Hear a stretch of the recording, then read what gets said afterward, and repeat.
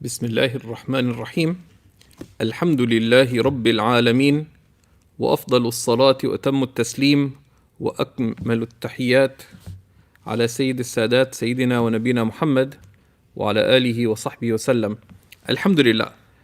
In our lessons on Mukhtasar al-Imam al-Quduri, from the section on transactions, we have, by the grace of Allah subhanahu wa ta'ala, reached the section on al-Rahn, on collateral. And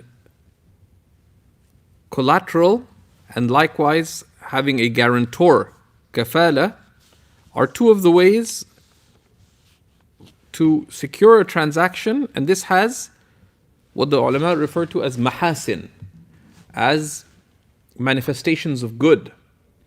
Because we know that the command of the All-Wise is characterized by al-husn, by goodness. Right? Allah subhanahu wa ta'ala has chosen to make all the rulings of sacred law means of good for His servants, to secure the good of this life and the good of the next. And we've talked about that. And some things have clearly discernible worldly good in them. And one of those is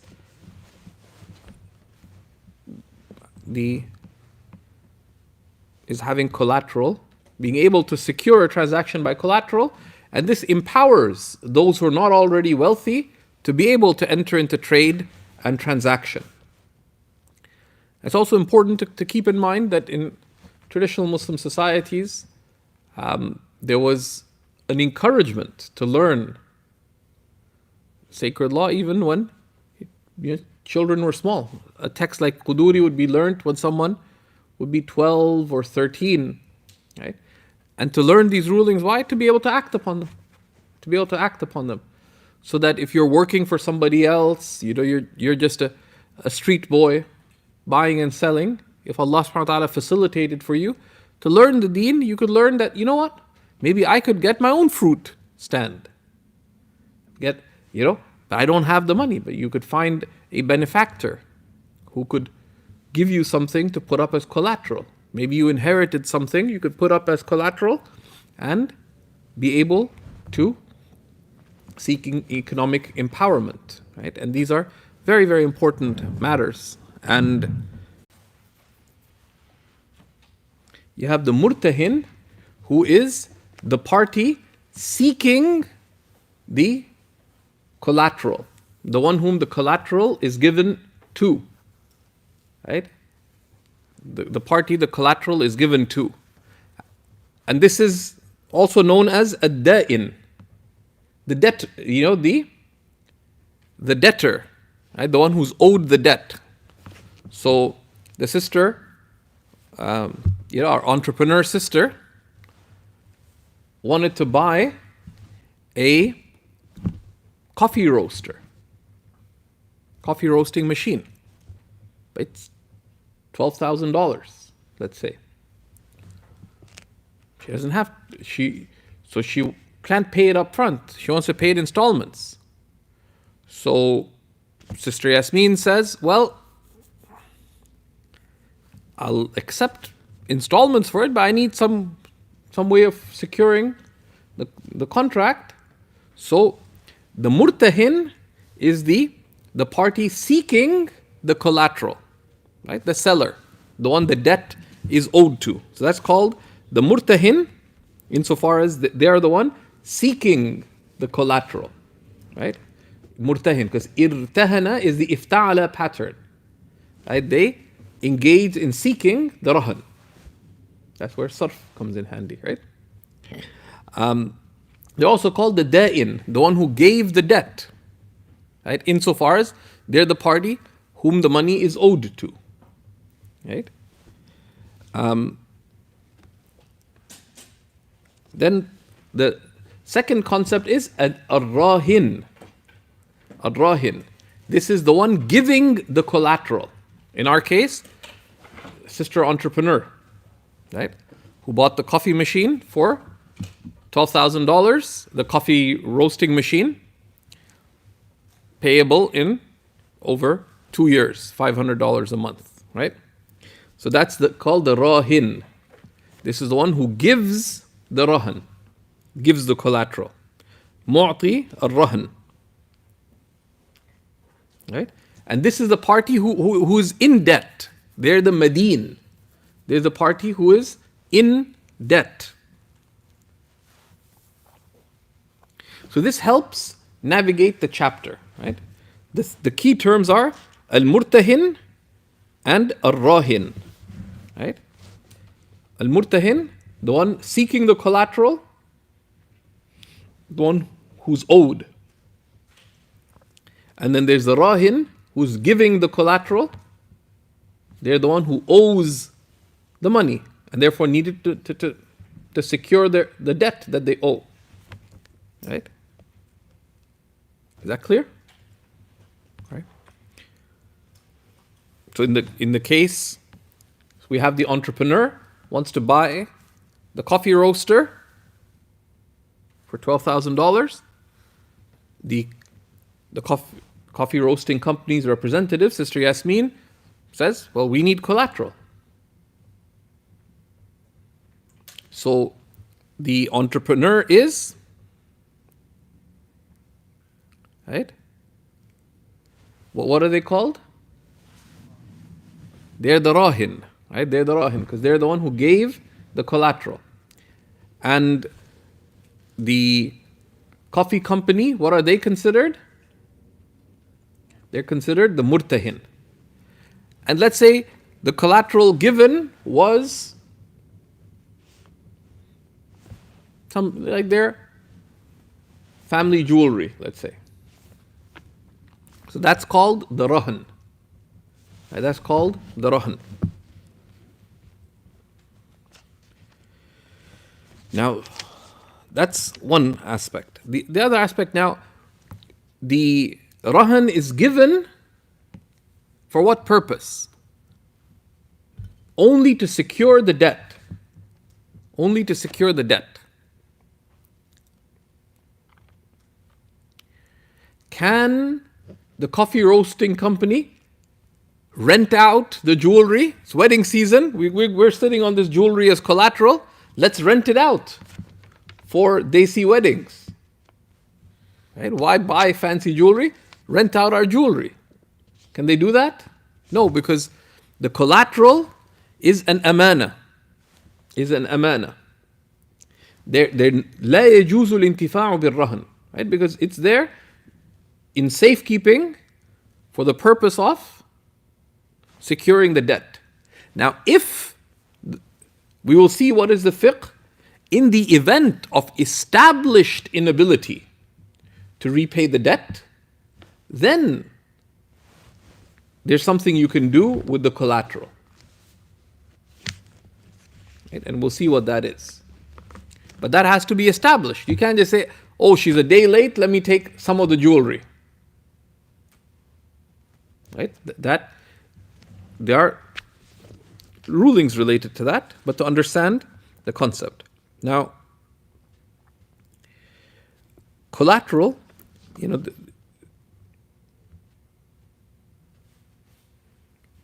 Imam al-Quduri says, الرهن ينعقد بالإيجاب والقبول.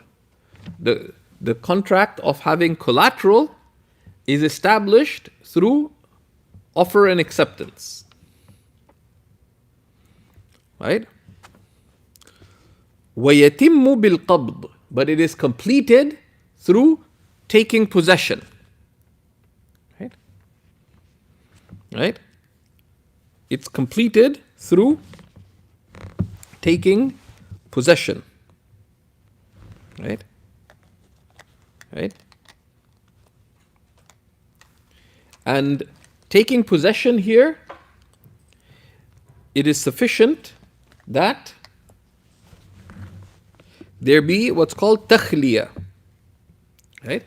There be takhliya, which is رفع الموانع والتمكين من القبض, to lift all preventatives from taking possession. Lifting all preventatives from taking possession. Right? So here it is, you can take it. Right? There's nothing preventing taking possession. That's considered effective qabd. Okay.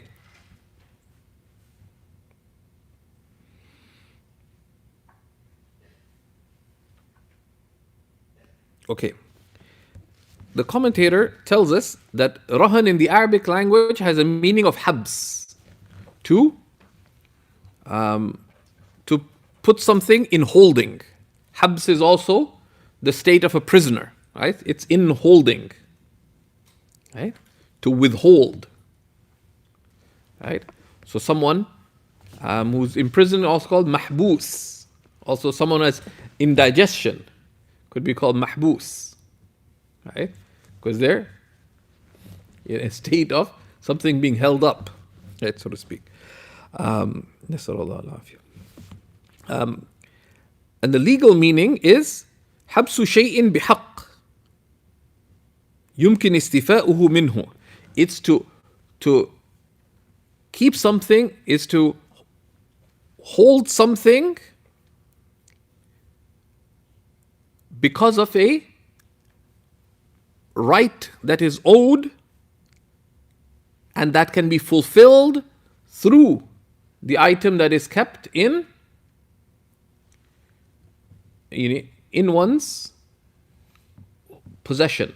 Right? It's to hold something in one's possession because of a right that one is owed, a material right that one is owed, a right that one can fulfill fully or partially through what is in safekeeping. Because can you give, 2 glasses of just tap water as collateral? No, because can you fulfill the debt through that? No, not even partially. Right? So it needs to have material value. Right? So the haqq is referring to a material right.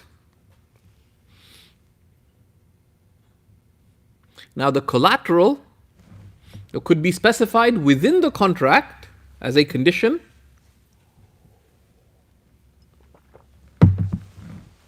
Right? So you say, I buy the coffee roasting machine from you for $12,000 on condition that I sell you the coffee roasting machine on condition that you give me the agreed upon collateral, namely such and such, so it can be within the offer and acceptance. That's one way. Like it is legitimate to make the collateral within the contract.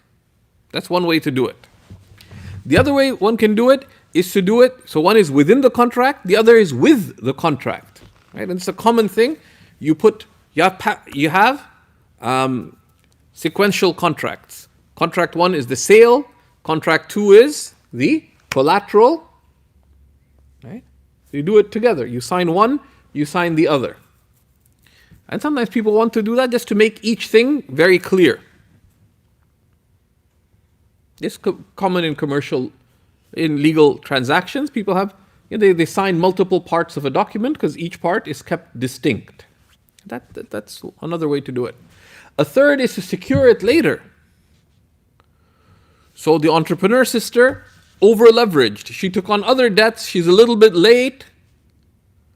So the representative of the company comes and says, respected young entrepreneur, we are not pleased with the present circumstances. This is the 3rd month that you are late in your payment.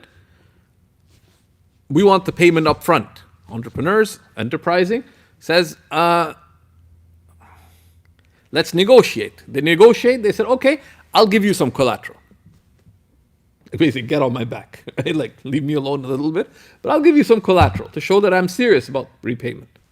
Right? So it can be done after the fact too. Right?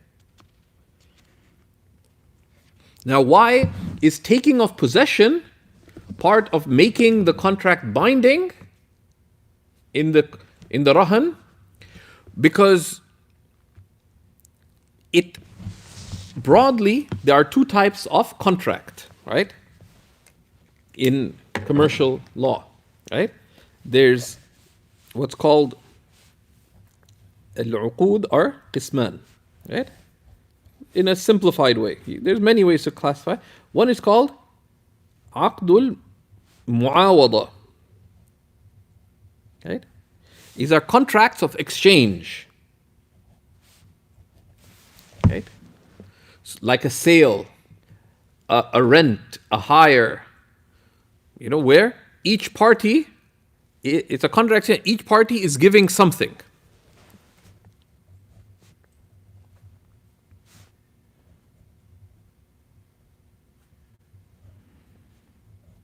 The other type of contract in the Sharia is what's called a aqdu tabarru' with a ta, tabarru'. This is a non-exchange contract, which is a contract where only one party is giving something of material value. An example of that would be a gift, hiba. One party gives the gift. What's the other party giving in the gift? Nothing. When you lend something, lending is a contract. I lend you this, the other person agrees. This is called aqd tabarru'. It's a non-exchange contract. It's not a contract of mutual exchange. So, broadly, the uqud al-mu'awada, the contracts of exchange, require an offer and acceptance.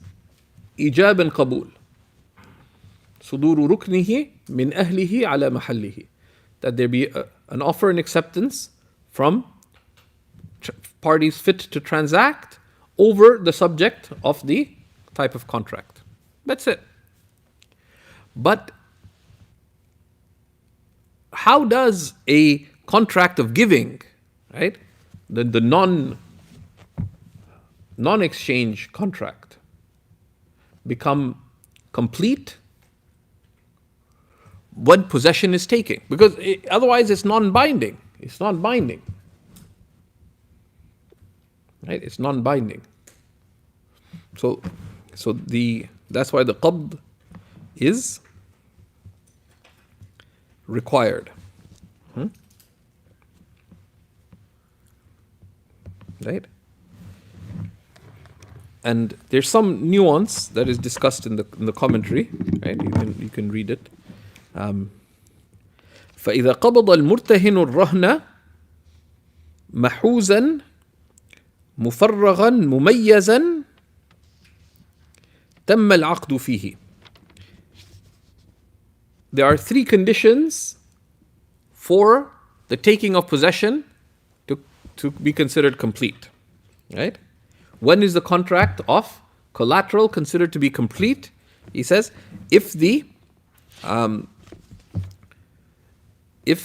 party taking the collateral, the one who's owed, right? The one who sold the coffee maker in our example, the one who sold it, so they're owed money. That's the murtahin, right? They're the one seeking the collateral. If the party taking the collateral, thereby securing the debt that they're owed, if they take possession of the collateral with three conditions. Mahuzan, it's together, right? And it is gathered, and mahuz. And number two, cleared. Gathered, cleared, and distinct. So gathered meaning it's not spread out. So you're giving cattle as collateral. So where is the cattle? We agreed on 10. 3 are in that field, 2 are in that field, 1 is there. How have you taken possession of it? Right? So number 1 is it's gathered. Right? Mufarraghan, it's gathered. Number 2, it's cleared, meaning cleared of the rights of the other party. So you say, okay, here is my mother's jewelry, but I also have some of my husband's great-grandfather's belongings there, they're not part of the collateral. I'll take them later, and a bunch of other things, and I'll come later tomorrow, and I left some money in there as well. So that's not sound taking of possession, right? Because it's all mixed up, right? Mufarraghan, mumayyazan, distinct, right? Distinct, and this is where you give, a part of something as collateral, right? Because let's say,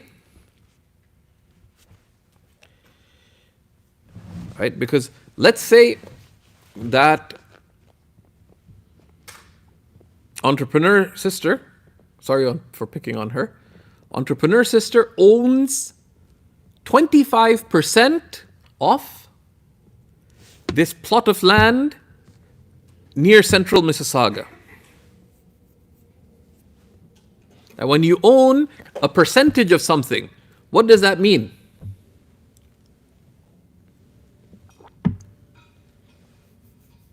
Right? It can mean different things. Right? What part of the land do you own? Right? The default is that you own 25% of the whole plot of land. How can you give 25% of the whole plot of the land as collateral? Right? Because you own 25%, the other 75% is owned by your professor uncle. He's okay with you being the junior partner in that land holding, but some random coffee roasting company, right? And which 25%, right? So that's called al-musha', a non-specified ownership of something, right?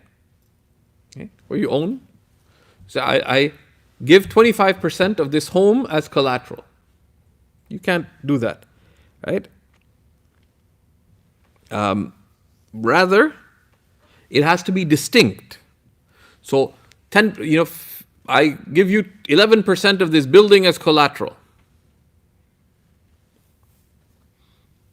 Right? Rather, it would have to be specified in a manner that does not lead to dispute, so that the other person can have it in holding as collateral. If these three conditions are met, that the party taking the collateral takes possession of it, gathered, clear of the right of the one giving the collateral, and distinct. So it's not a non-distinct part of something else. Then the aqd al-rahan, the contract for collateral is now complete and it's begun. وما لم يقبضه فالراهن بالخيار. Right? And as long as the one seeking the collateral does not take possession of it, then the one giving the collateral has the choice. إن شاء سلمه, if they wish, they can deliver it. وإن شاء رجع عن الرهن, or if they wish, they can go back on the collateral contract, the aqd al-rahan. In this, it resembles a hiba, a gift, right? Because we said there's two types of contract. What are the two types of contract?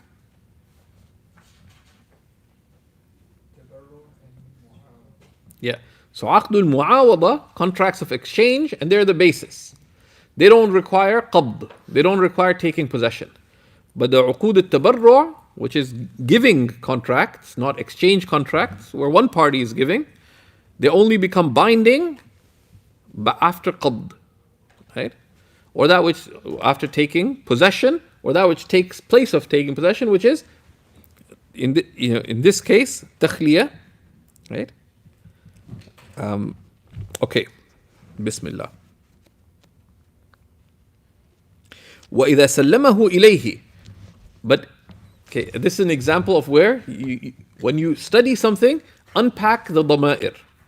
Because later, you'll be thankful for it. فَإِذَا سَلَّمَهُ إِلَيْهِ.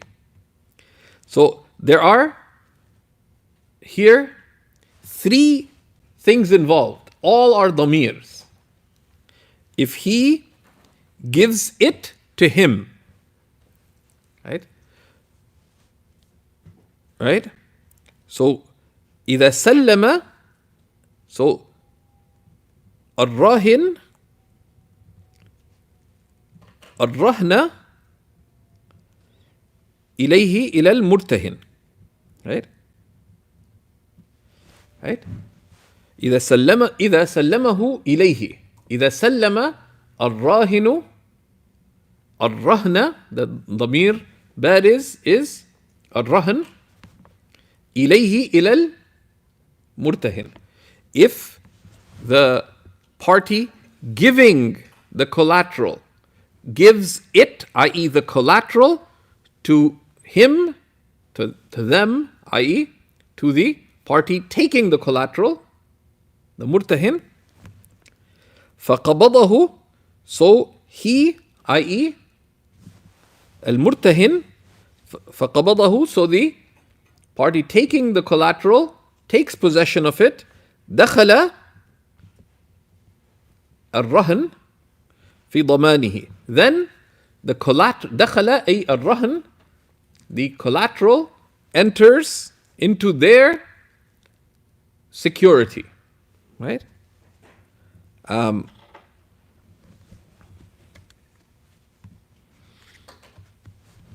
Okay, now another thing to keep in mind.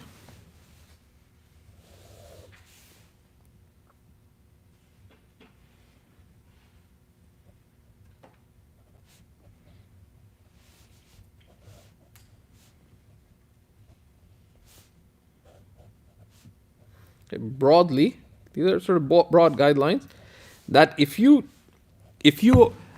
have something belonging to another in your hand, you can have it in your possession in one of 2 ways. Your yad can be yad amana or yad daman, right? So if you take something from someone else, it can be either, your hand can be one of trust, that's amana. So let's say that my mic, this mic belongs, it doesn't, it belongs to seekers, but let's say, okay, this cup belongs to me, right? And good cups are like much in life. It's disappointing, they always break, right? So let's say that you're an artist, so you want to draw this cup. So can I borrow the cup? I want to draw the outline of the cup next to those flowers. I say, sure. So now when you take that, you take possession of it as an amana, as a trust. Now you put it there, an entrepreneur sister is negotiating a complicated deal. And she accidentally bumps the cup and the cup breaks. Do you have to compensate me for this? No. Not legally. Why? Because it was a trust in your hand. And the yadul amana لا تضمن إلا بالتعدي أو التقصير. When you take possession of something belonging to another, then you only have to compensate for it, if it is destroyed, if there was ta'addi, if you transgressed against it, or you're negligent. Transgression, you decide to see what happens if you throw it against the wall. Is that reasonable usage? No. So you have to compensate for that.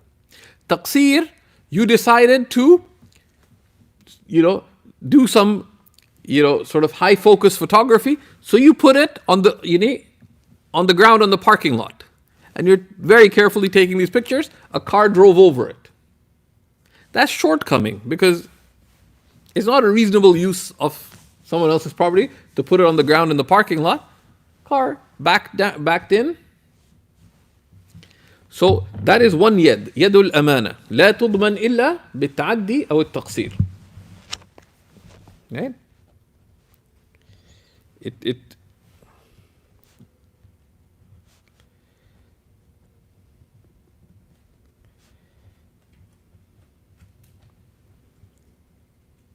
and now practically, so if you lend someone something, you borrow something. What one of the important things that ulama tell us is due to the widespread nature of ignorance, it is wise and from nasiha sometimes to stipulate what is religiously already clear.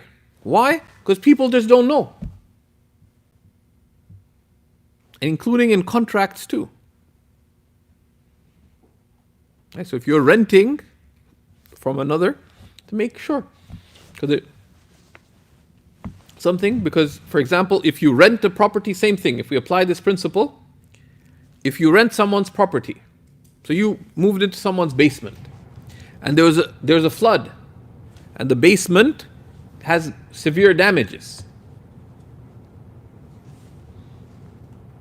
Yeah, some, especially now because the market in a place like Toronto, especially in the suburbs and in the city, the rental market is so competitive. The unscrupulous landlord will say, "You're living in the basement. You got to pay for the repairs. You have usage right now of this, of the basement, but your usage of it is amana." Unless you had ta'addi or taqsir, unless you transgressed or were negligent, you don't have to compensate. But in contracts, you have to build in those things. One, to avoid dispute. And number two, to safeguard rights. So neither party, حتى لا يبغي أحد على أحد, so that nobody transgresses against another. That's important. Because even though religiously it's entailed, probably legally as well, but the dispute will happen anyways. Right?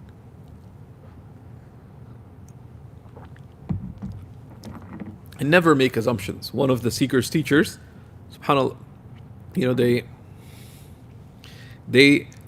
their books were held up by an Islamic organization for 2 years. A ridiculous story. Maybe more than 2 years.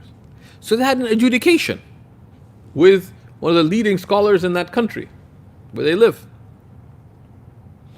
And the Islamic organization did not accept the adjudication. Everybody assumed that you're going to accept the results. That's an example where in our times, due to widespread ignorance, also ultimately a lack of respect of the limits of Allah subhanahu wa ta'ala, people don't have ta'zeem li amrillah, veneration for the command of Allah. You have to spell out the consequences as part of the bayan, of making things clear. Seems obvious, we're entering adjudication, therefore, Islamically, once the judgment is made, it's binding on both parties, morally.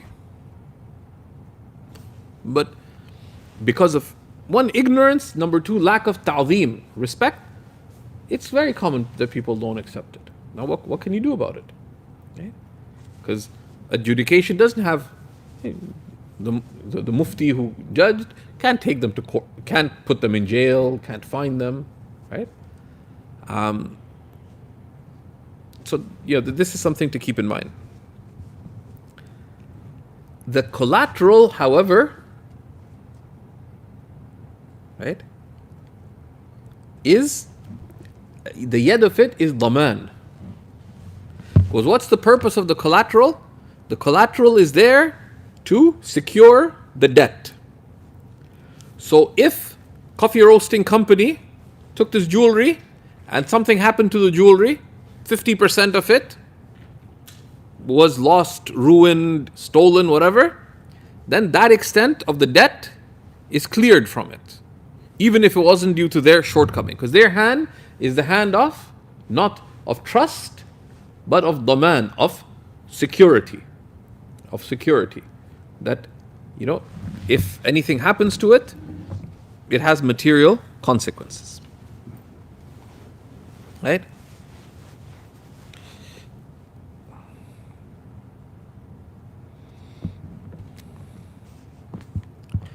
Okay.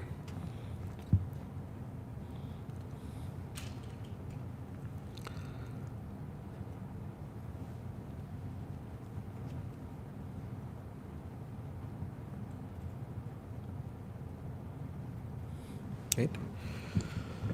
So then he gives some conditions next of the rahan, right? Which is ولا يصح الرهن إلا بدين مضمون. That the rahan, the collateral, the collateral contract is not valid except for a debt that is secured, that is securable, for something that if something happens to it, compensation is due. Right? Because the point of the rahan contract, the aqd al-rahan, is to secure a debt that is due. Right? And seeking to secure something that nothing is due for is pointless. Right? So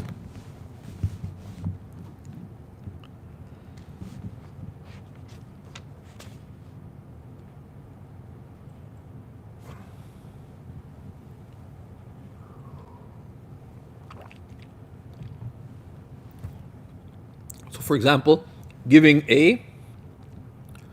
collateral for a gift has no meaning. Giving collateral for something that you lend. Why? Because anything due from the thing that is lent? No. That's the item, giving the item back, right? So then he says, so what happens? So now we give the collateral, right? So entrepreneur sister gives the agreed upon collateral in an old leather bag, and it's checked out, everything is all there as agreed upon. The collateral, the rahan, is given to the rahin, the party giving the collateral, gives the rahan, the contents of the leather bag, all this jewelry agreed upon, to the murtahin, to the party taking the rahan, the collateral, as security for the debt that is owed. Okay, so if that happens, what happens if that rahan perishes?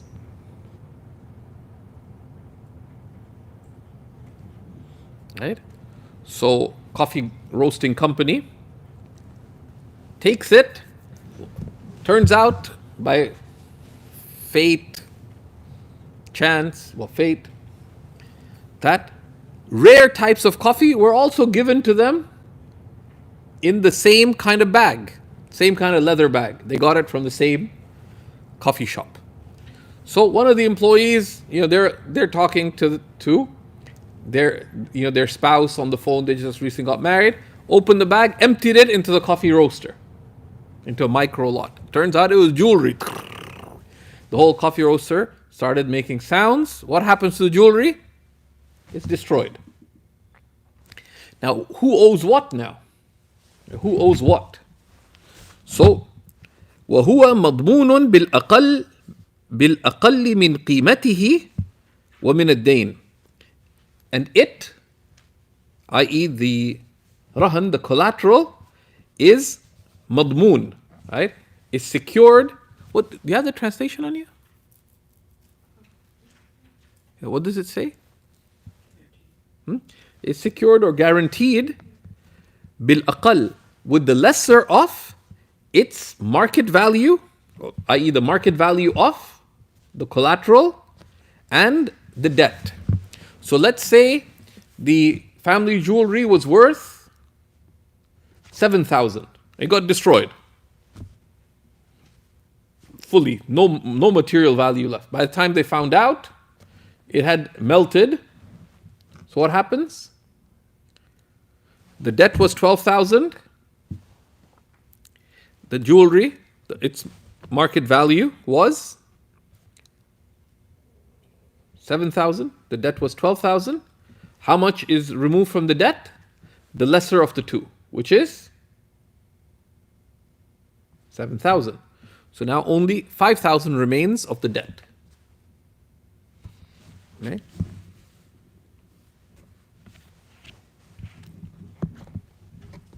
Right? But if the debt was more, so if the value of the rahan was more, so the value of the rahan was 14,000. Right? Then in itself, what happens? It secured the whole value of the debt. Right? So we'll see the implications. So he says, فَإِذَا هَلَكَ فِي يَدِ الْمُرْتَهِنِ وَقِيمَتُهُ وَالدَّيْنُ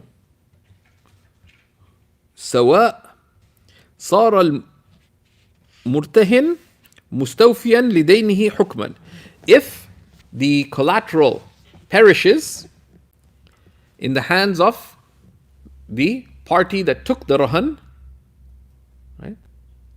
The party owed the money, the murtahin, and its value, i.e. the value of the collateral, was the same as the debt.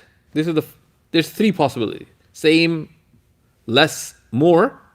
So it was the same as the debt, and this counts on the day, Yawm al-Rahan, on the day that the collateral was given. And a good practice is to define in the contract what the value is, so that the two parties have agreed. Right? Right? How much it's valued. Right? So that it doesn't, because once it perishes, then it says sentimental value, this, that. Right?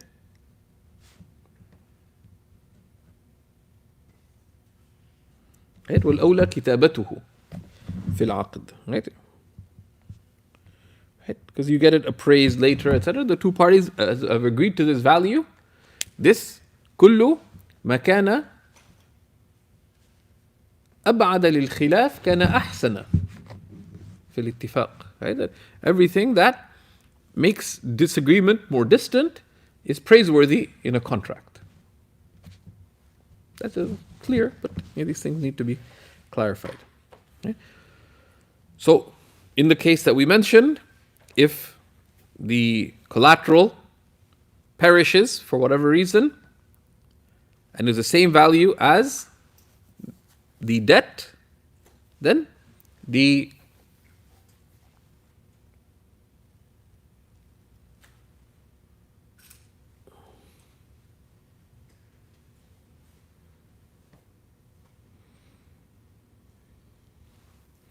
is considered that the party that took the rahan has, now their debt has been fulfilled. Their debt has been fulfilled, nothing further is owed to him. Right? وَإِنْ كَانَتْ قِيمَةُ الرَّهْنِ أَكْثَرَ. What if the collateral was worth more? Now what happens? Right? فَالْفَضْلُ أَمَانَةٌ فِي يَدِهِ. Then the extra is legally considered to have been a trust in the hand of the party that took the collateral.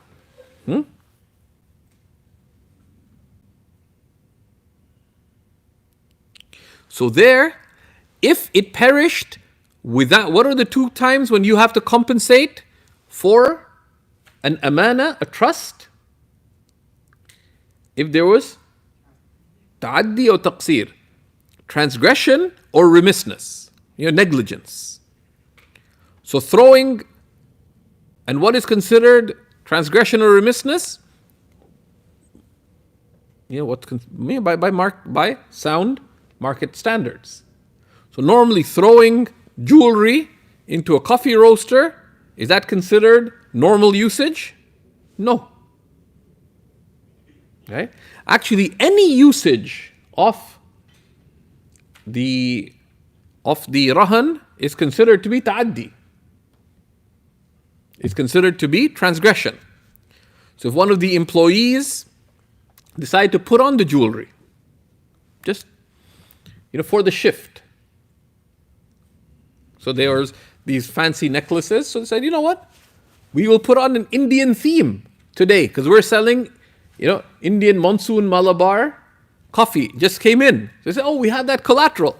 So the staff put it on and they went to pose in the snow and two of the staff members hugged. Both of them fell and the jewelry fell down the drain and went on its merry way towards Lake Ontario. Now, normally, you're not responsible for your slipping, but were you allowed to use the collateral in any way? No. So that's ta'addi. Right? So if the collateral was worth more than the debt, then the debt is considered clear. The extra amount is considered an amana. So if it perished without wrongdoing, it got stolen, for example, from a secure place, or there was flooding, for example, and it was kept in a place that by what's called urf, by according to norms, is considered a reasonable place where something is kept, then no compensation is due. But if there was ta'addi or taqsir, but if there was transgression or remissness, then compensation is due.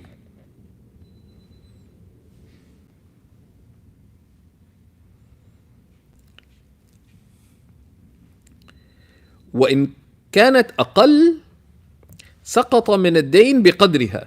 And if the value إن كانت أي قيمة الرهن, if the value of the collateral was less, i.e. من الدين, then the collateral, the debt is reduced by the extent of the بقدرها أي بقدر قيمة الرهن. بقدرها بقدر قيمة الرهن. And these are things to the extent of the market value of the collateral at the time of the collateral contract. ورجع المرتهن بالفضل. Right? And the party that took the collateral still has the right to seek the remaining amount from the party of the, i.e. of the debt, from the party that gave the collateral. So in our case, this is why it's always good, like this abstract things. So what was it? It's good to make a scenario. What was our rahan scenario? $12,000 was owed for the purchase of the coffee roaster. The jewelry given in collateral was worth how much? 7,000. So, in this case, if the value of the collateral was less than the extent of the debt, in our case, then the debt is reduced by the extent of the market value of the collateral. Right? So the debt was 12,000, 7,000 was reduced, and the party that took the collateral, the party that's owed the money, can still seek the remaining amount from the party that had given the collateral. In this case, $5,000. It's one of those interesting things. There's some chapters in fiqh that are just written a lot more tersely than others. And if you see multiple mutun, you see in Quduri, same thing in Matn al-Mukhtar, even, of course, the ikhtiyar doesn't unpack the matn, but even the matn itself is written in a terse way. And Kitab al-Rahin is one of those. The only chapter where Shaykh Muhammad Jum'ah paused, and Shaykh Muhammad Jum'ah explains at like hyper speed, like you better be prepared, you better be focused, or you'll be lost. At least those days. When we were covering the ikhtiyar was Kitab al-Rahan. He paused. It's okay. Let's go back. Just one paragraph. Explained it, re-explained it because one of the damirs had gotten flipped. Okay, he says no, and he went back. But then when we covered the same thing in the Multaqa al-Abhur, there he said, okay, let's define these things. But Multaqa al-Abhur, he expresses this a lot more clearly than most of the other texts. Anyways.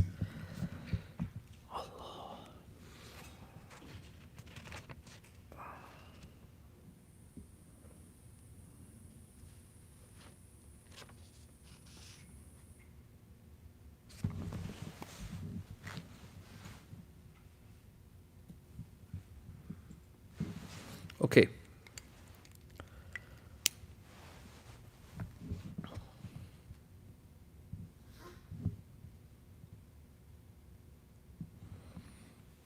Then he says, so he's already mentioned the conditions of what can validly, that one takes possession of the rahan to complete the contract, and there's 3 conditions for that taking of possession to occur.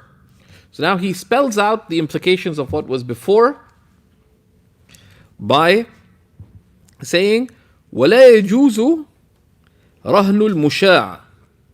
Right? It is not permitted, i.e. not valid, to give something that is, how did we translate musha'? Right? So, something that is non-distinct. It's the musha', it is non-specified, right? It's non-distinct, right? In that, it is, just close that door. Or reduce the volume a little, because I can hear my echo. Is someone there? Is there someone there? Okay, Bismillah.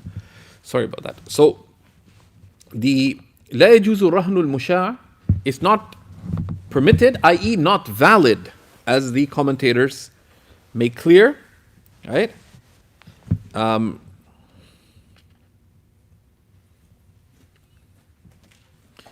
To give as rahan something that is musha', that is non-distinct, such that, like for example, 20% of this condominium, right? Because how can you take possession of 20% of something? As opposed to, I give you if you imagine local laws don't restrict something like that, because if you actually, local laws tend to be tools of societal oppression, right? But you have to obey them anyways. But let's say there were no such law. You say, okay, I give you my backyard as collateral. Now it's given as collateral. So you say, okay, I've now taken possession of it. They get a key, etc. They can't use it, but now you can't use it either. So now your backyard is off limits. Because it's not musha', it's mumayyiz, it's distinct. Right? So now the one who gave the collateral can use it. Let's say in the event of not being able to pay, so okay, and we have young entrepreneurs' backyard up for sale. So you can put it up for sale. Right? Etc. And this is لا يصح. Right? This is not valid. Right? As mentioned in the Tanweer. Not permitted. Anytime the word permitted comes, you have to think, is it not permitted because it's just disliked or prohibited? Or is it not permitted and not valid? That's something always one needs to check and verify. ولا رهن ثمرة على رؤوس النخل دون النخل. It's not permitted to give as collateral the fruits that are on a tree without giving the tree as collateral. Right? ولا زرع في أرض. It's not permitted to give as collateral crop that's still planted in the ground without giving the land as collateral. Why? Because what's the problem here? It's not mumayyaz, right? No, sorry, it's not mufarragh. It's not clear of the right of the rahin, of the one giving the collateral. Right? Because the tree belongs to the entrepreneur, right? The trees, so I'll give you the fruit in my backyard as collateral. But the fruit is on the trees belong to you. Right? So you can't give that as collateral.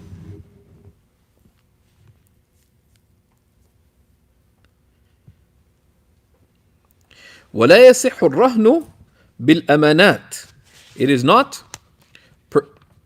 permitted nor valid to give rahan with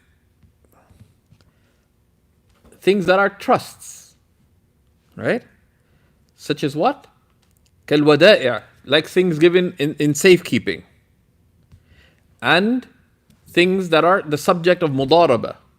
And mudaraba, will be coming to mudaraba contract, nor the money that is the subject of the partnership. The mudaraba is, let's say, young entrepreneur has all these entrepreneurial skills but doesn't have capital. So wealthy auntie puts up the money, you do the work. But you enter into partnership where one person gives the capital, the money, one person does the work, and they split the profit. That's mudaraba. Now that money is an amana. That can't be the subject of collateral, right? وَيَصِحُ الرَّهْنُ بِرَأْسِ مَالِ السَّلَمِ. It is, now these are rare cases. We don't have to worry too much about the details of them, right? But so the key with the rahan contract is make sure you get the basics right. It's very helpful to work out scenarios. So the 3 scenarios we've taken on your own, make up one case and then consider the various permutations. And that helps clarify, like the example we tried to give. Okay. وَيَصِحُ الرَّهْنُ بِرَأْسِ مَالِ السَّلَمِ وَثَمَنِ الصَّرْفِ وَالْمُسْلَمْ فِيهِ. It is valid to give rahan for the ra's al-mal in the salam contract, because it's madmoon, something that is owed. And likewise for the payment due for a sarf contract, even though you have to give it within the majlis. You have to give it before you part. But some sharp trader says, okay, before I enter into the contract, you got to put up collateral. Why? For whatever reason. There's zero trust. As we enter into sarf contract, I'll give you this gold for that silver. Now we have to make the exchange within the majlis, before parting. So I don't trust you, man. Says one party to the other, I trust you, inshallah. Conditionally, yani. Right? So you can put up collateral, even if it be for spot collateral, just for a short time. Okay, I will put up this valuable book as collateral for the exchange. You accept. You can do that, right? Because there's demand there, because something is owed, right? Right? Because what happens if we make the contract and something happens to one of the items of exchange? collateral was put up in exchange for it, right? Okay. فإذا هلك في مجلس العقد. Right? So what happens if the رهن فإذا هلك أي الرهن, if the collateral perishes, when it was in exchange for the price. The ba is because collateral is given for something, right? When the collateral, in the case where it was in exchange for the payment in the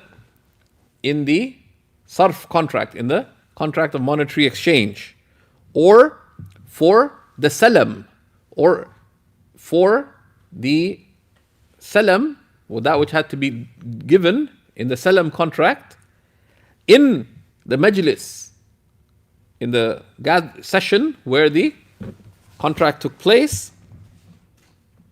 And here in the majlis means before the two parties separated.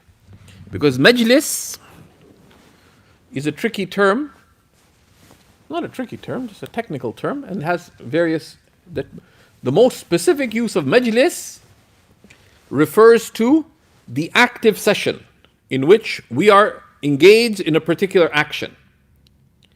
And the majlis of the aqd, of a transaction, is considered that time between, offer and acceptance, right?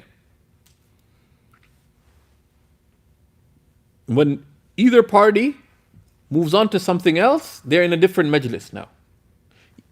So one party gets up, starts having, eating a meal. They go, if they're eating while transacting, right? Or drinking. So someone's just snacking on some of the snacks here at Seekers. They're still in the same session, but suddenly they get a delivery of margarita pizza, and now they put it on a plate and they're eating. They've moved on from the majlis. But here what's meant is قبل الافتراق, before the two parties part. Right? So it's a little wider than the majlis. Right? Before they part. قبل الافتراق بالأبدان. In this case, right, because تم الصرف والسلم, the sarf contract and the salam contract is complete. So let's spell this out. The sarf contract. I'm exchanging 10 gold coins for 100 silver coins. Now, we're in a very unsafe place. Thieves all over the place. So Uncle Hamza doesn't play around. Man, I've seen all kinds of people get stolen. So I want the silver money first.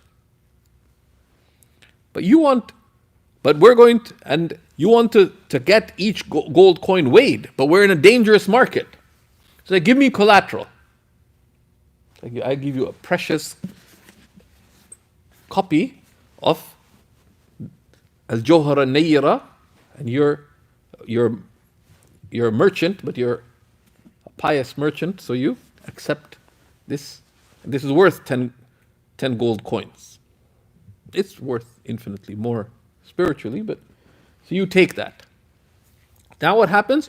You give me the silver coins, but before I can give you the gold coins, what happens? The book gets stolen.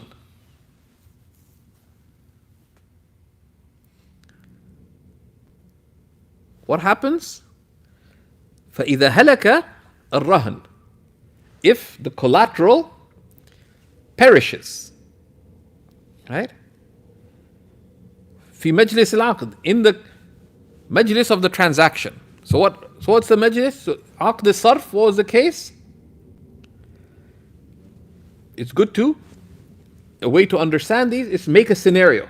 Right? Not think about عقد الصرف in the abstract. Let's have a specific scenario. Okay? Uncle Hamza and Faraz, we agree, we enter into a aqd of sarf. I give you 10 gold coins for 100 silver coins. So what happens? You give me the silver coins, but you want to guarantee that I will actually end up giving you the gold coins. So you say, I want collateral. So I give you the book as collateral. Because why would that happen? Because in the majlis we need to, now we bring in the gold verification services, GVS. GVS comes and they're verifying the gold coins. In that time, the rahan perishes. Right? There's monkeys in the marketplace. Monkey comes, runs away with the book. It's not coming back. So what happens?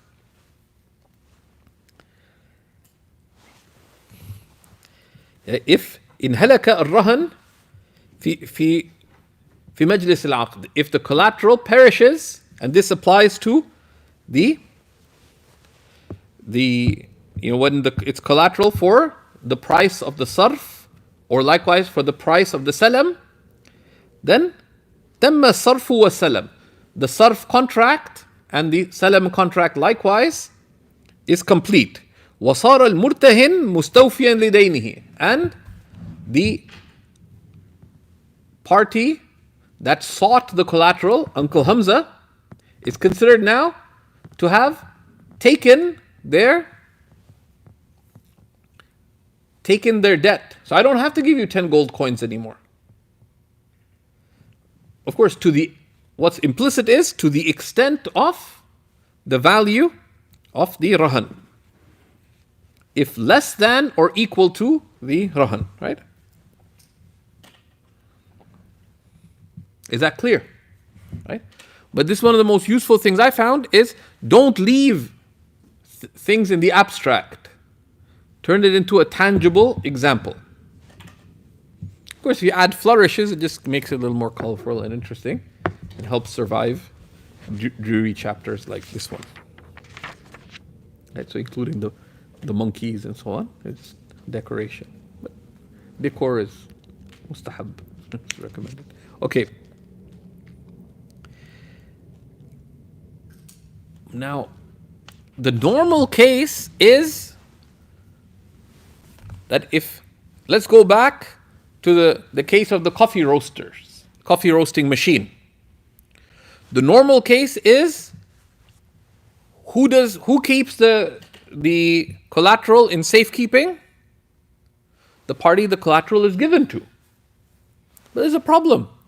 The company that sells the coffee roasters, right? These are big coffee roasters. It's not a place where you'd keep jewelry, because people are coming in and out, people moving they sell coffee roasters, and they sell other coffee equipment. So it's not unlikely that you want to have a third party keep the collateral safe.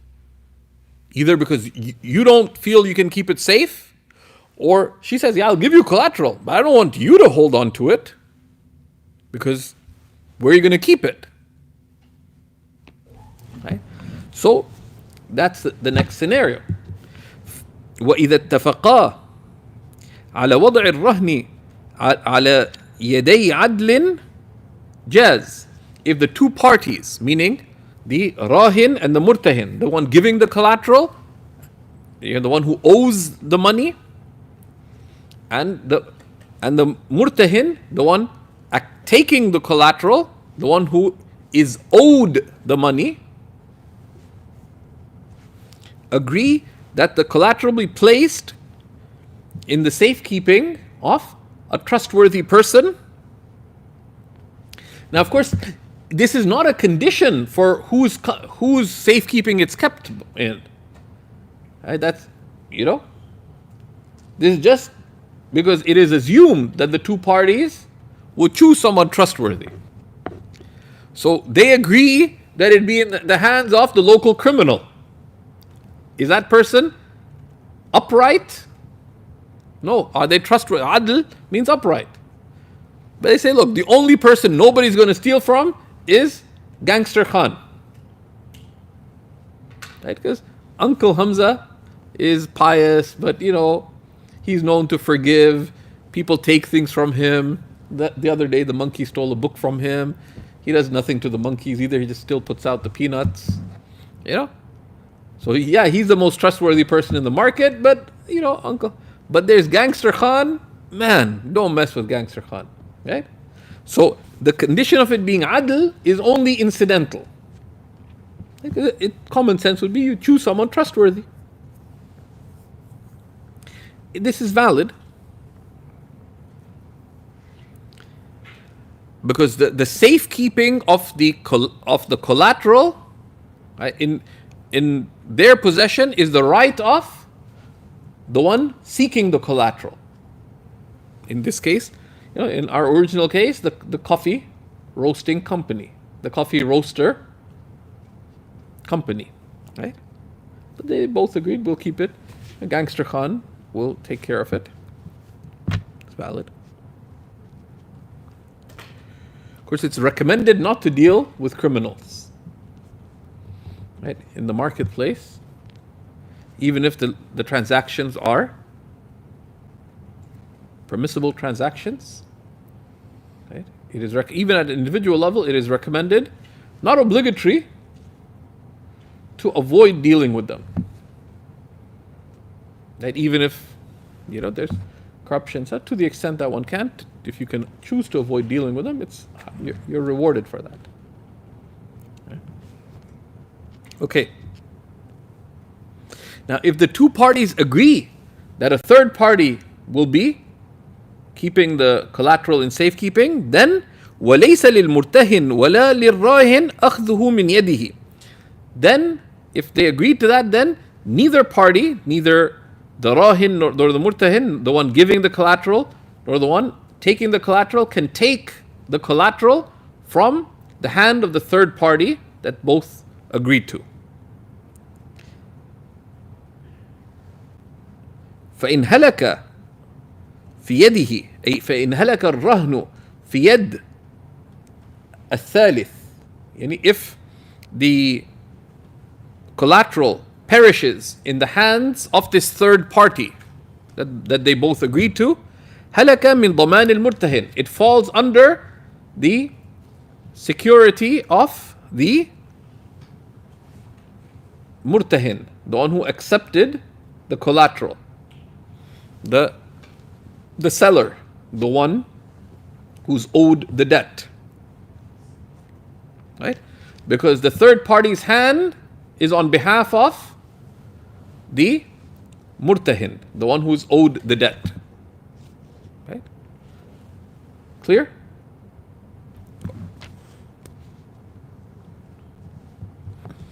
Then he gives a list of the things that can be made into rahan.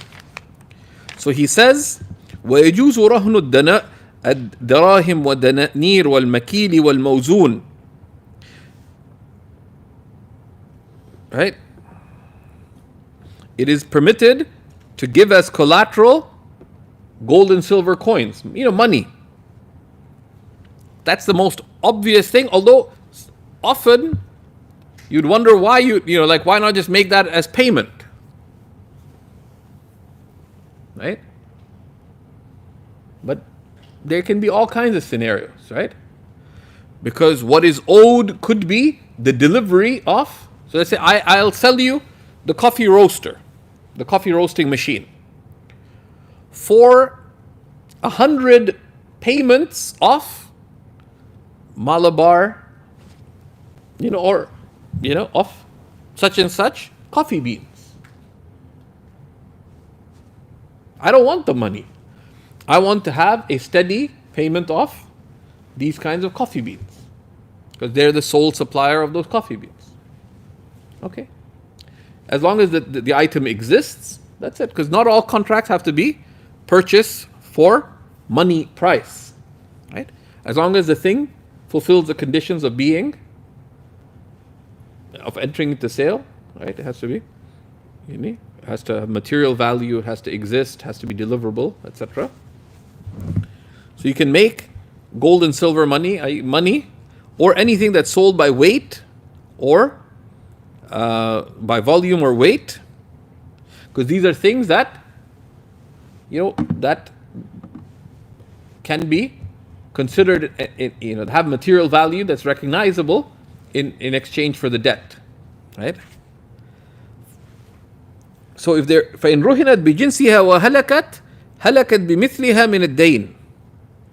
If they are made as collateral for the like of them, of something of the same category, and it perishes for the like of it of the debt, right? Meaning in weight, if it's something by weight, or by volume, if it's something sold in volume. Although this is tricky, because then the considerations of riba, etc., enter into it. So this is making things a mess. وَإِنِ اخْتَلَفَتَا فِي الْجُودَةِ وَالصِّنَاعَةِ. Even if the two items are distinct in their quality and their manufacturer, right? Because we said when you exchange things of the same category, so you bought, if you remember, entrepreneur sister at one time was selling this aged basmati rice. So now, I bought some of that aged basmati rice, like amazing rice. Never had rice like that. And it's organic, and it's whole wheat. And it's like all these things. And it doesn't affect your glycemic index like normal rice does. Wow. And it's high fiber. Like, could go on and on about this rice. So what do? I want 10 tons of that rice. And it's good business. Now, what am I going to pay for it? A lot of money, payable in installments. But I have loads of this low-grade rice. So I put that as collateral. So 10 tons of the precious rice, I put 20,000 low-grade rice as collateral. There's a flood, and the whole collateral perishes.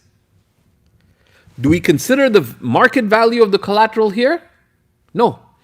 Right? Because when you consider two things, إذا اتحد الجنس فلا عبرة للوصف. Right? Because of the issue of riba, if there's any meaning of exchange between things of the same category, then we don't consider quality. So you won't get the market value of the 20,000 kilos of trashy rice. Rather, all we consider, because they're the same category, rice for rice, we would consider the weight value. And likewise, things sold by liter, and so on.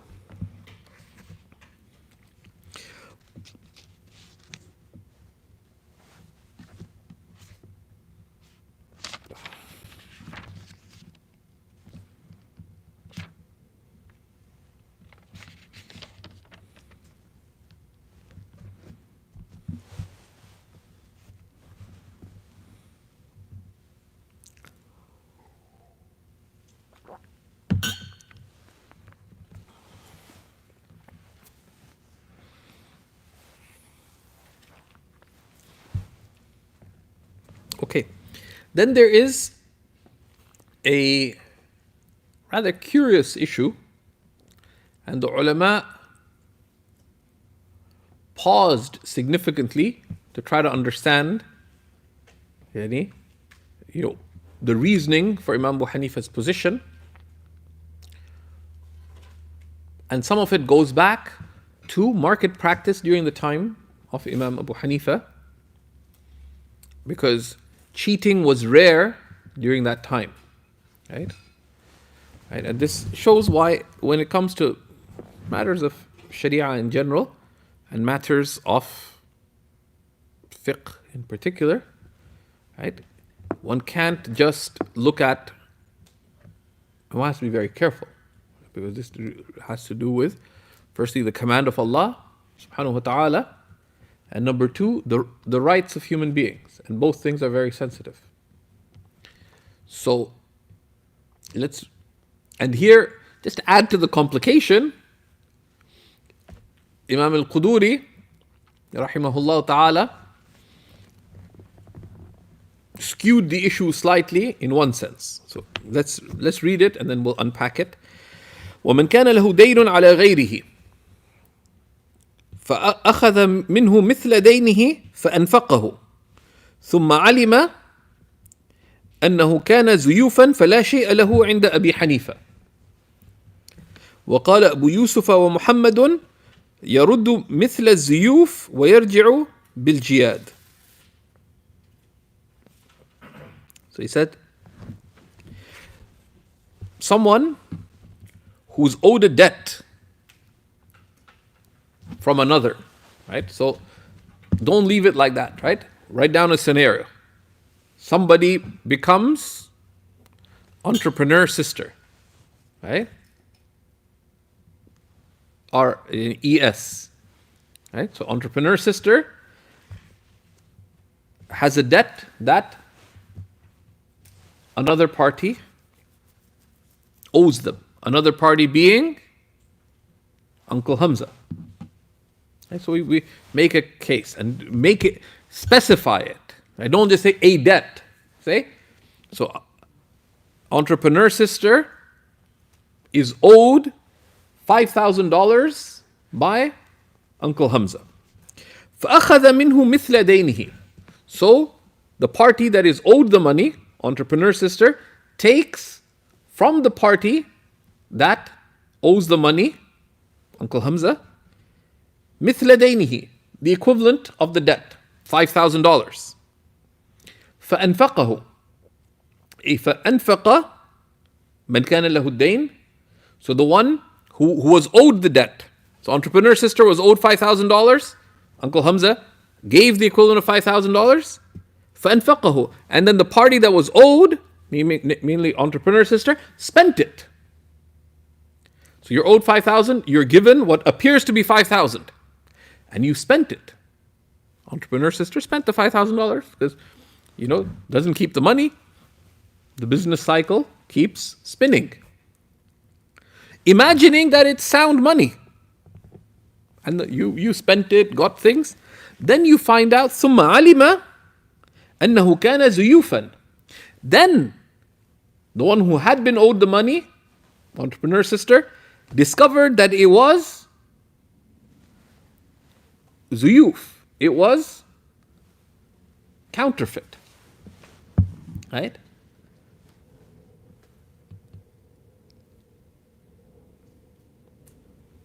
Now, فَلَا شَيْءَ لَهُ عِنْدَ أَبِي حَنِيفَةَ. According to Abu Hanifa, you are not owed anything now.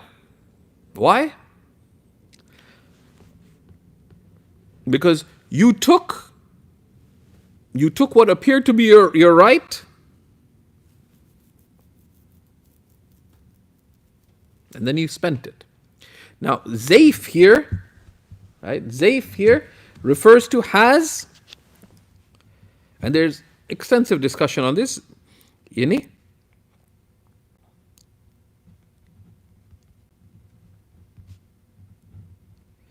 So this, you have to think about this in the context of gold and silver.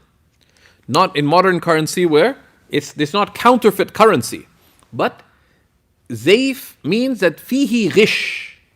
There wasn't pure gold, currency, but it had some element of cheating in it. But it still had material value. It wasn't a pure fake. It wasn't monopoly money kind of thing, right?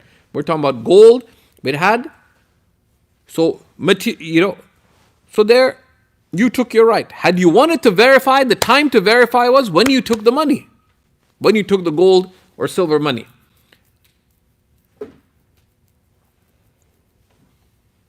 And also because you spent it, that's an element of this. Then Imam al-Quduri says, وَقَالَ أَبُو يُوسُف وَمُحَمَّد. Abu Yusuf and Muhammad said, يَرُدُّ مِثْلَ الزُّيُوفِ وَيَرْجِعْ بِالْجِيَادِ. Right? So Abu Yusuf and Muhammad said, and as the commentary, the Lubab makes clear, actually, Imam Muhammad in this issue is with Imam Abu Hanifa. Right? As you can see in the commentary. They said that the one who is owed the money has the right of returning the equivalent of the zayf money, of the lesser value, gold or silver, and demand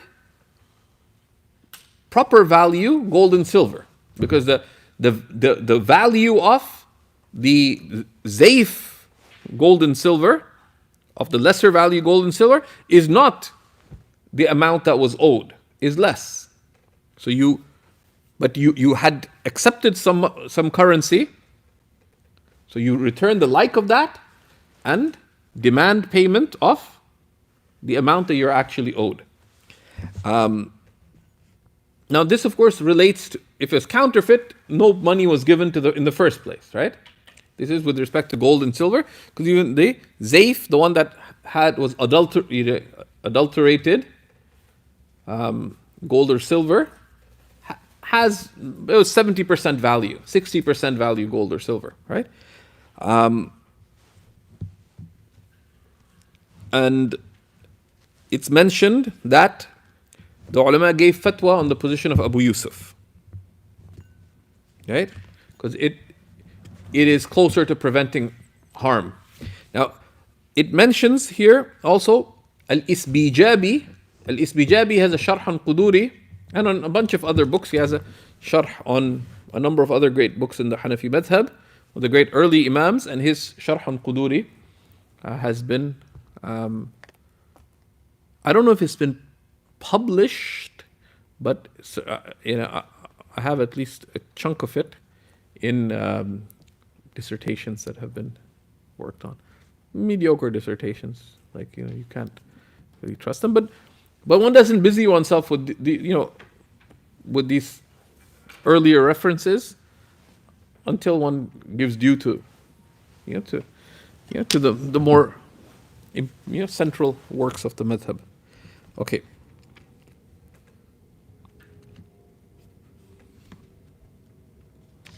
Now, if you give multiple things as collateral, the subject of the collateral given is all of the collateral. And until the debt is cleared, the party that is owed the debt has the right of holding on to the collateral. That's sort of the governing principle. Because the purpose of the collateral is to secure the whole debt. Right? So entrepreneur sister can't go, let's say there's 6 main jewelry pieces. So what was the coffee roaster example? $12,000 coffee roaster for some family jewelry. So when you pay $2,000, can you say, okay, this is 1/6 of the debt, give me back one of the 6 jewelry items? You can't do that. Until the whole debt is paid, the murtahin, the one who's owed the debt, has the right to hold on to the whole debt. That's the principle. So he tells us, وَمَنْ رَهَنَ عَبْدَيْنِ بِأَلْفِ دِرْهَمٍ. Whoever gives as collateral 2 slaves for 1,000 dirham. Mathal, for example. فَقَضَى حِصَّةَ أَحَدِهِمَا. So one has, and then clears the debt to the extent of one of the 2 slaves given in collateral. لَمْ يَكُنْ لَهُ أَنْ يَقْبِضَهُ حَتَّى يُؤَدِّيَ بَاقِي الدَّيْنِ. Then the person who owes the debt cannot demand back one of the 2 items in collateral until one clears the whole debt. Because everything given in collateral can be held in collateral until the whole debt is paid.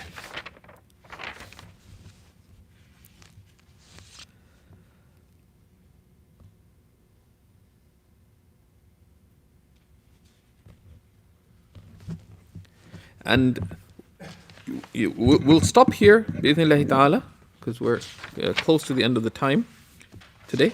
We'll finish the section on rahan. It's relatively detailed because it's a tricky transaction. Right? It's a tricky transaction. It has moving parts. We'll see what happens when, all things considered, the party who owes the money wasn't able to pay up. Right? Because frequently, let's say, entrepreneur sister comes and says, I won't be able to pay the debt. Would you say, okay, then take the collateral, sell it off and pay the debt? If they didn't manage to pay the debt, would you give them the collateral to go pay it? No. Right? Because then they'll just run away. So then you'd have to get into an arrangement where either you sell it, but then, it may be worth a lot more. She may not trust you to sell it, because you're not interested in the whole price. You're just interested in recouping what you can. Right? Now you may choose somebody that she doesn't trust. So we'll see how that is resolved, and a number of other issues. What if you gave, and there's some cool issues that come up, because what if the collateral was an animal, and the animal attacked either party? What happens? Now, what if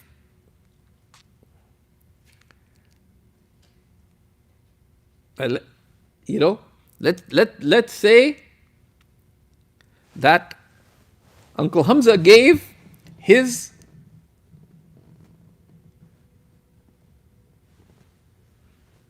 personal mule as collateral. Right? One day he went to the store to make one payment, and the mule was very angry at Uncle Hamza, because where do you leave me? So the mule tried to bite Uncle Hamza, and Uncle Hamza took out his dagger and wounded the collateral, diminishing the value of the collateral significantly, because you're afraid for your life, because the mule threw you on the ground. You swiped your dagger, but you had learned self-defense. You chopped off one of the legs of the mule. What happens? So we'll see that as well, right? And who has to pay for what? Because now we have this stuff in safekeeping, the jewelry, right, or the mule. Who has to pay? It's expensive to keep jewelry in safekeeping. The debt's payable in 2 years' time. To keep it in a safe deposit, I don't know how much safe deposits are, but let's say it's $25 a month. 2 years of that is how much? $600. That's significant. So who has to pay for the safekeeping of the collateral? So we'll be seeing a number of these issues, and then we'll come to one of the really cool chapters, which is called Al-Hajr, preventing someone from transacting. Right? Al-Hajr.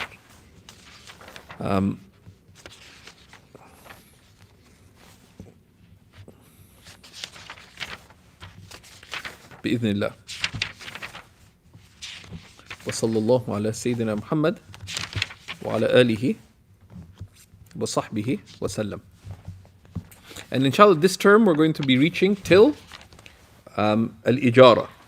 Right, so we're going to break once we reach al-ijara, and then we'll continue next term, starting with sales contract or contract. And ijara is rental or leasing contract, right? And we're going to complete the sections on mu'amalat, financial transactions, next term, from there. بإذن الله تعالى. Okay.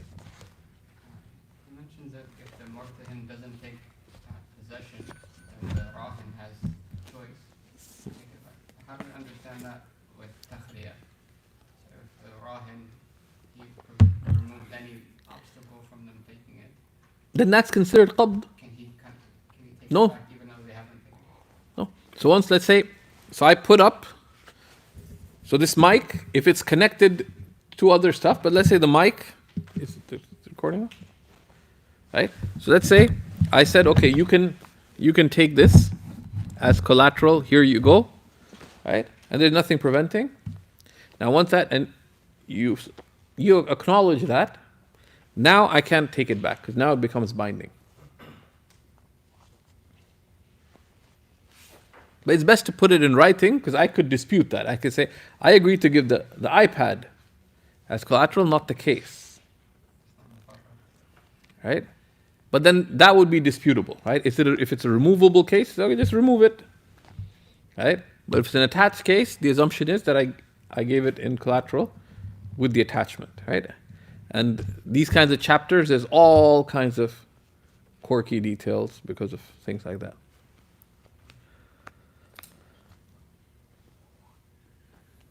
Is the rahan and amana in the hand of the third person?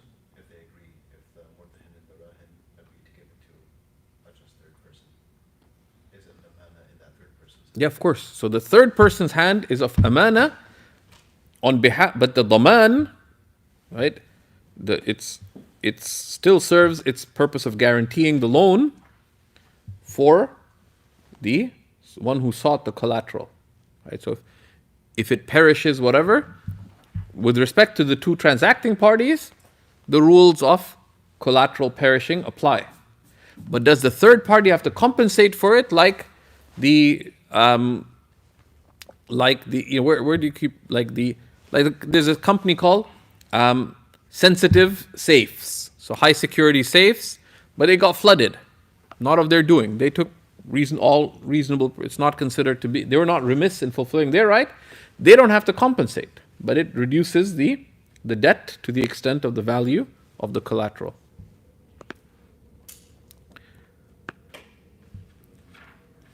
What if the third person is Quduri? That's coming up, right? But basically,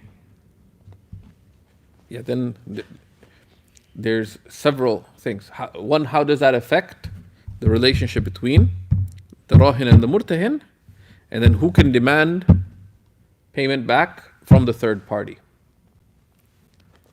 Right? Because effectively the third party is there on behalf of the murtahin, of the one who sought the collateral.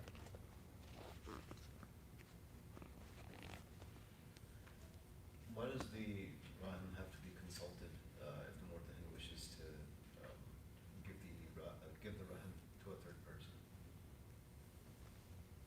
Simple, because who does the rahan belong to? As a default assumption, I could give my sister's car as collateral. She lend. That's a separate thing, right? But it's coming from. So I may. It's my property. I may agree for you to take it as collateral. I don't agree on some third party. For whatever reason. And you wanted to give it to Gangster Khan to take care of it. I don't want my property to be in the hands of Gangster Khan. For whatever reason. I don't like Gangster Khan. I don't trust Gangster Khan. Even though it's What? even though it's like any diminishment. Yeah, because it's my property. إِلَّا أَن تَكُونَ تِجَارَةً عَنْ تَرَاضٍ مِنْكُمْ. Unless it be trade through mutual agreement. I agreed to give it to you as collateral. I have to agree for it to be given to a third person. And that's an important principle, right? That in hire, for example, a lot of people do things like subletting and so on. And consent is very, very important in things like that, right? And what is considered consent? There's a few things that have to be considered in that, right? And a lot of times, we'll be coming to that, right? So what about the other way around? Does the rahin have to consult the murtahin if he wants to give the rahin to a third party? They can't. So it's his thing. Yeah, no, but I'm giving in the transaction between myself and Uncle Hamza, right, I have to give the collateral to Uncle Hamza. I say, I've given it to entrepreneur sister. Good, but give me my collateral. Because if you didn't agree to it, then it's irrelevant whether I gave the collateral to a third party, right? Because I want to buy a fancy mic to replace this one from Uncle Hamza. He says, I need collateral. It's a $3,000 mic. I need collateral. So I say, I gave collateral to entrepreneur sister. Unless you agree to it, that is a totally irrelevant thing. Right? Like what does me agreeing to give her collateral have to do with Uncle Hamza? So, she will hold it on your behalf. I don't know who she is. Would you ever accept that? Irrespective of who entrepreneur sister is? As a trader, would you accept that? No. Unless you consider that it makes sense, but then that third party is acting on your behalf. So both parties' rights are secured in this, right? Now the opportunity of all of this is, right, that these kinds of things are, and of course we don't just like learn the basics and just do our own things, but there's a great encouragement in the Sharia for trade, right, as a means of economic empowerment, right? So a lot of ulama would become traders, right? Because they knew the rules. But those rules don't just set limits, but they open vistas, right? So we ask Allah subhanahu wa ta'ala for facilitation and success. Wa sallallahu ala sayyidina Muhammad wa ala alihi wa sahbihi wa sallam.